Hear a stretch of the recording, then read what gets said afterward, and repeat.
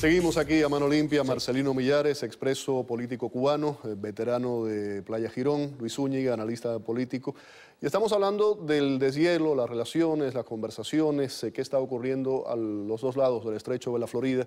Yo había dejado en el aire el tema del embargo. Muchas veces se divide al cubano que está a favor con el régimen o no, con que favorece o no favorece el embargo. Vamos a hablar de eso a continuación, pero antes, sí. Luis me dijo que quería aclarar algo. Sí, mira, porque vamos a ponerlo en el contexto de no tomar excepciones para tratar de hacer regla con excepciones. Los peloteros, a decir de algunos, los vimos que cuando se tiraban cubanos en los juegos del equipo Cuba con banderas pidiendo libertad para Cuba, le caían a golpes. En Baltimore fue eso. Y después vienen aquí al exilio y no les hables de política, no les hagas ninguna pregunta, constantemente se están yendo peloteros de Cuba. Yo no tengo nada en contra de que se vayan de Cuba, ni que aspiren a ganar dinero. Yo no tengo nada en contra de eso, eso es humano y es justo, correcto. Pero no me vengas a decir que son modelos, como los músicos. Tú sabes que en Cuba, para ser músico, para ser artista, para triunfar, tú tienes que bajar la cabeza ante el régimen, tienes que fingir ante el régimen, porque es las reglas de juego que tienen en Cuba. Entonces, no me puedes usar a una persona que triunfa en Cuba como un modelo, porque entonces te tengo que sacar a los discriminados, que son la inmensa mayoría o la abrumadora mayoría. Marcelino, entonces, ¿quieres contestarle? Un segundo nada más que me queda. ¿Tú sabes dónde se preserva a Cuba? No es allí en la isla. Cuba se preserva aquí en el exilio.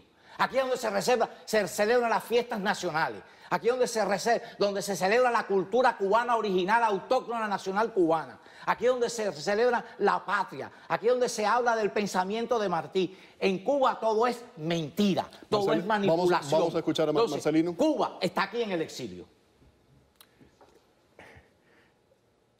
El exilio es parte de Cuba, una parte muy importante, lógicamente, y por eso estamos aquí hablando sobre Cuba y dedicando nuestra vida a la lucha para una Cuba en la cual yo quiero creer y creo que no es la Cuba que el compatriota nos está pintando de una manera muy pesimista. Él tiene todo el derecho a su pesimismo, pero con esos pesimismos no se puede liderar, con esos pesimismos no se puede hacer una oposición positiva. Hay que ser positivo a todo, y yo sí creo que dentro de Cuba hay muchísimos valores.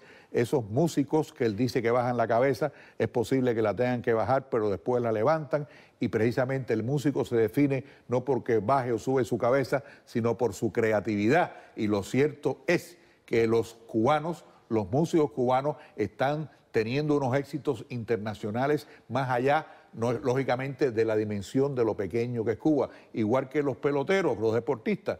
Y en otras palabras, yo tengo una posición y tengo todo mi derecho a tener una posición pesimista.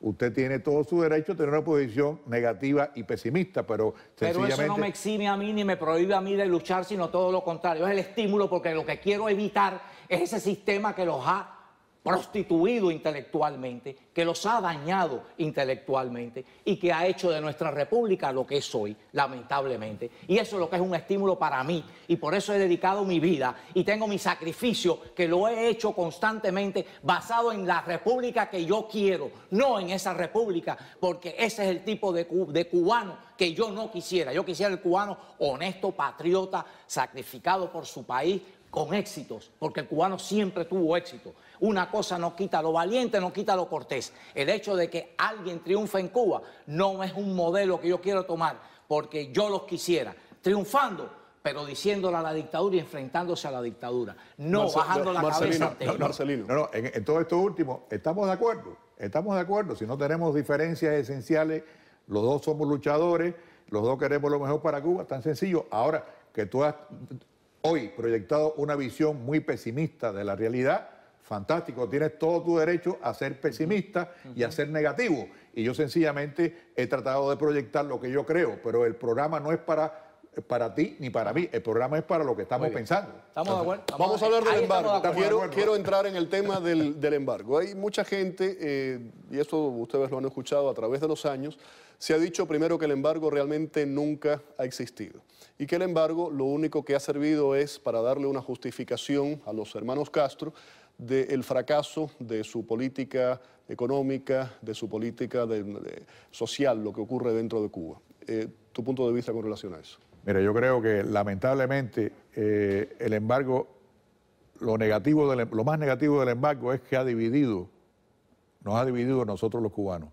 Y yo personalmente lo que he tratado de hacer durante muchos años es engavetar el tema y funcionar con aquellas personas, con las cosas en las cuales estamos de acuerdo, porque ha sido un tema muy divisivo. Yo creo que el embargo... ¿Se puede pedir el levantamiento del embargo y ser anticomunista, y antifidelista y antirraulista? Hombre, no, yo lo he pedido durante 30 años y me han criticado muchísimo por haberlo pedido, y sencillamente cuando yo me di cuenta de que no funcionaba como tal, que no lograba ningún objetivo y sobre todo que creaba una dependencia mental en los cubanos en lo que respecta a que el problema de Cuba se iba a resolver a través del aislamiento económico, de la estrangulación, lo cual fue falso, porque Cuba sencillamente fue capaz de superar la pérdida de la Unión Soviética y está siendo capaz de superar en estos momentos la posible pérdida que tenga de Venezuela. La estrangulación económica no tumba a los gobiernos, lo que tumba a los gobiernos es la acción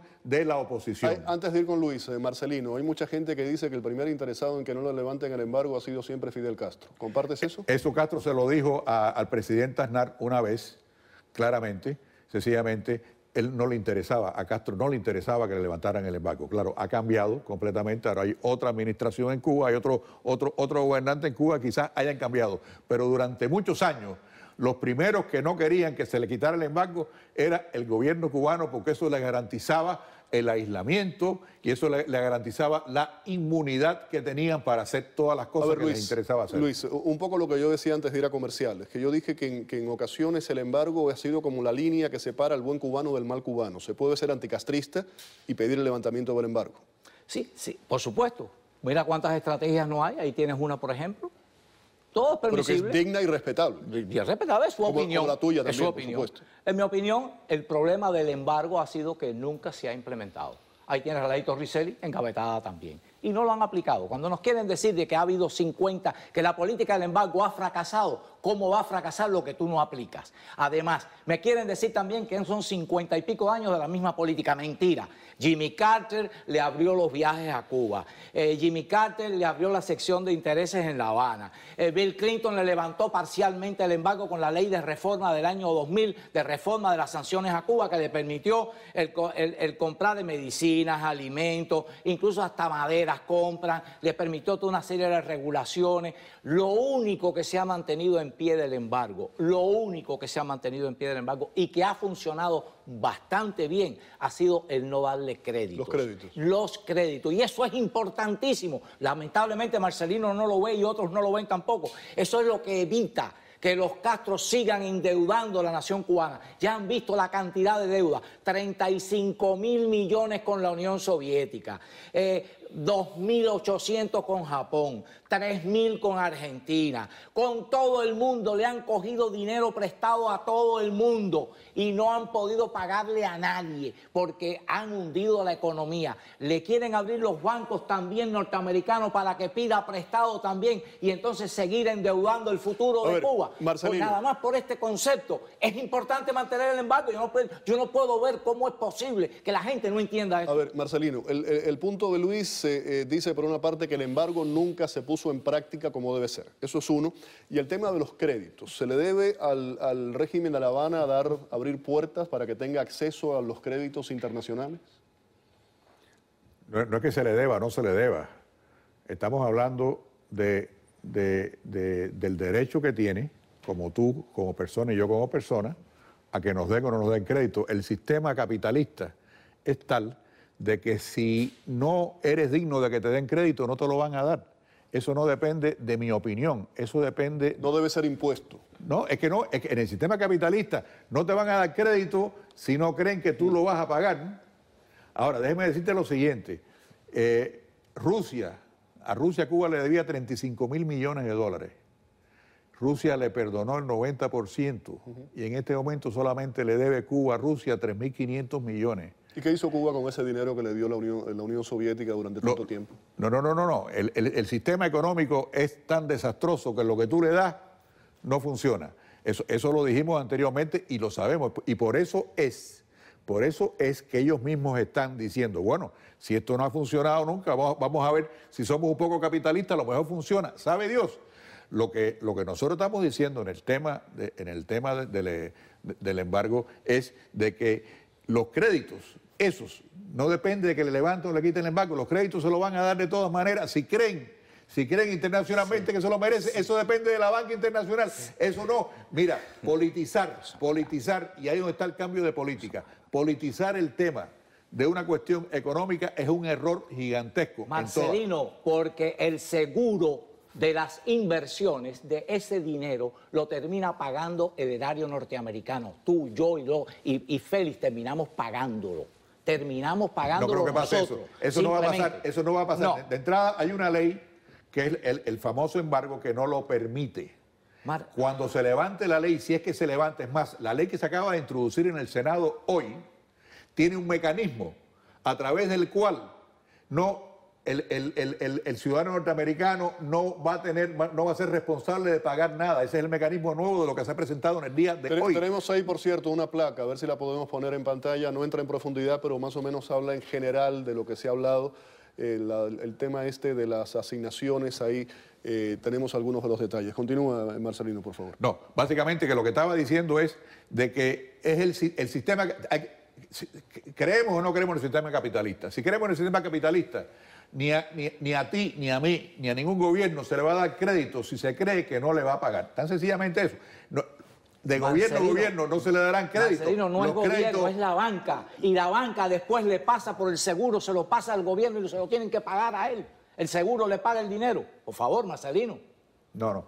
Estamos hablando de peras y manzanas. Básicamente, el gran cambio de política, que es lo que estamos hablando aquí, era el cambio del aislamiento de Cuba. Ese es el gran cambio. El gobierno norteamericano está diciendo, no, la política del aislamiento no ha resuelto para nada.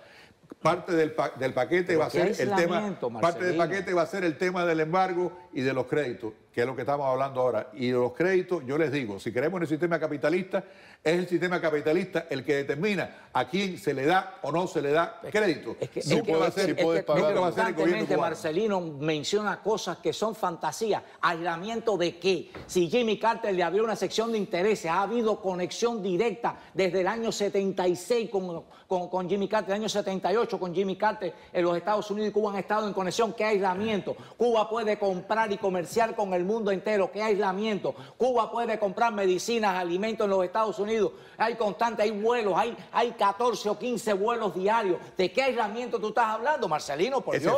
Ese fue precisamente el fracaso de la política, porque la política pretendía aislar a Cuba, asumiendo que Cuba iba a ser aislada. Y lo que ha pasado, quien ha sido aislado han sido los Estados Unidos, que todos los años las Naciones Unidas, cuando se vota el tema del embargo, el 99% de los países votan en contra. Y precisamente eso le hace un daño a la imagen de los Estados Unidos como tal, en política internacional, y por eso los Estados Unidos es quien ha buscado el acercamiento. Tengo que ir a la pausa. Tengo que ir a la pausa. Que Luis, el 80% de las votaciones en Naciones Unidas son contra Estados Unidos en Naciones Unidas. Vamos a la pausa y vamos a regresar ya con el tema. Y hay una pregunta que va para ti específicamente, la voy a dejar en el aire y regresamos con la respuesta. ¿Todo esto cómo se inicia?